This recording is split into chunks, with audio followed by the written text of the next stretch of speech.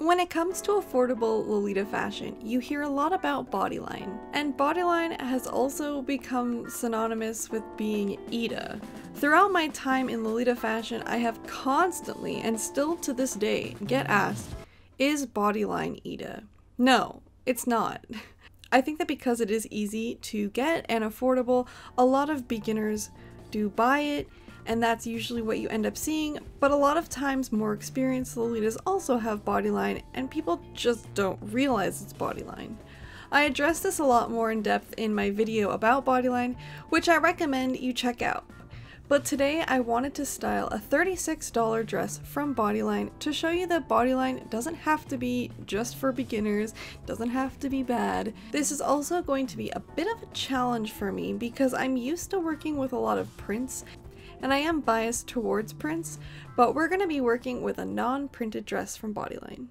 First step in styling any dress, especially if you're buying it secondhand, is to wash it. If you're interested in learning how to wash Lolita, please watch Tyler's video on it. I've gotten a lot of requests to make a video like this, but I haven't because I live in an apartment building in Toronto. I share the laundry room with the building, so I don't want to set up filming and take up space that other people need to use. Anyways, the next step is huge and so important when it comes to making Lolita look good, taking it to the next level and really selling it. And that is ironing it, except I hate ironing it, so steaming it. Basically, getting the wrinkles out of Lolita. Getting the wrinkles out of your Lolita piece will instantly make it look more expensive and just all around better. This bad boy is the best Lolita investment I ever made. It was about $30 on Amazon.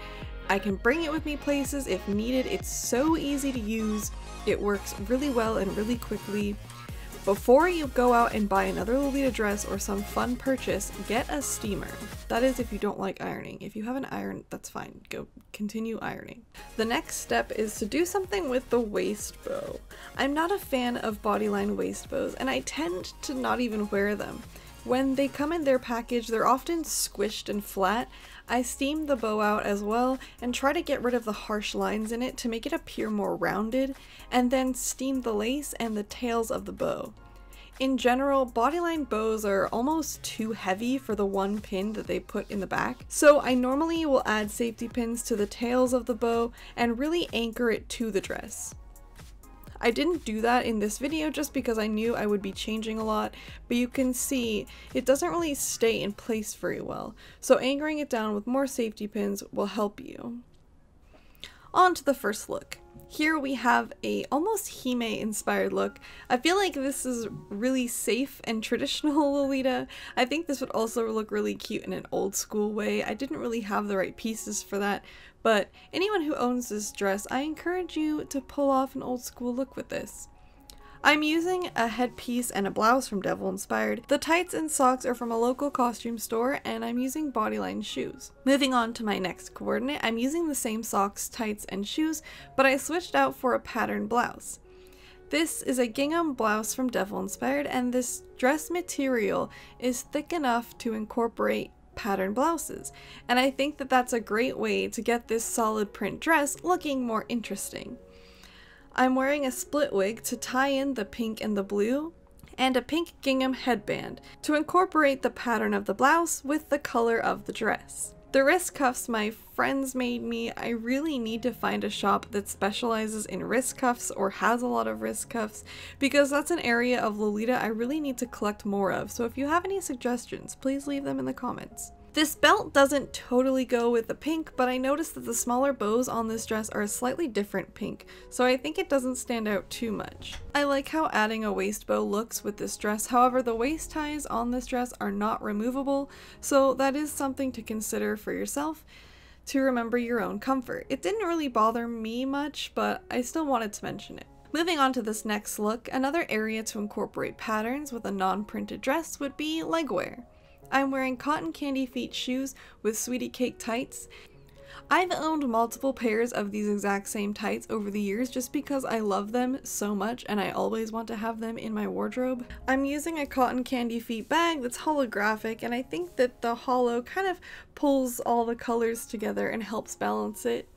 My blouse is from Devil Inspired, and the cut of this blouse is a little bit different, but I really like it. It's really cute and not as traditional Lolita. My wig is from Minty Mix, and the rosette I'm wearing is from Ghost Girl Goods. Even though the purples in this look don't entirely match, I feel like I have enough space between them and other colors to balance the outfit.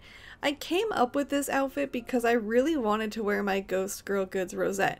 I just looked at that rosette and I was like, how can I wear this? It shows that inspiration can come from anywhere, and I'd love to hear things that have inspired some of your looks. After this look, I realized I wanted to wear more poof. The skirt in this dress is surprisingly large and can fit a huge petticoat underneath it. And because the material is slightly thicker, it's a little bit heavier, so it weighs down my one large petticoat. I started off just wearing my Wonderwelt petticoat, but then I added a hoop petticoat skirt from Tulu Tulu Lolita underneath it. And this is what I will be wearing for the rest of these looks. Sticking with the pattern tights idea, in this next coordinate I'm wearing pattern tights from Ocean and Space. I love these tights so much, but I often have a hard time putting them in my outfits because I wear so many other patterns. I really like how this looks because it also puts some nice focus on my Bodyline shoes.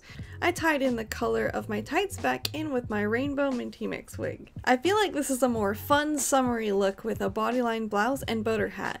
I'm wearing a rosette that Moss Badger made me, and I wanted to show another area where you can wear rosettes.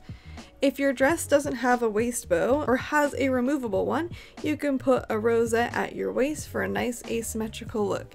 Just another fun way to accessorize. I think with a non-print solid color dress, you can bring in multiple colors or choose one to work with. I chose to do some looks bringing in red because I really love the combination of red and pink. My friend gave me these solid red tights, and I haven't found an opportunity to wear them, but I think this was a fun way to wear them with this gingham blouse. And yes, this is the same blouse as the blue one I wore earlier. I do own 3 of these blouses in different colors, pink, blue, and red. Don't come for me. They're very versatile and really comfortable. I feel like something is lacking in the center of this coordinate. It might actually look cute with an apron. I think if I wore my cotton candy feet bag as a crossbody, this would look good too.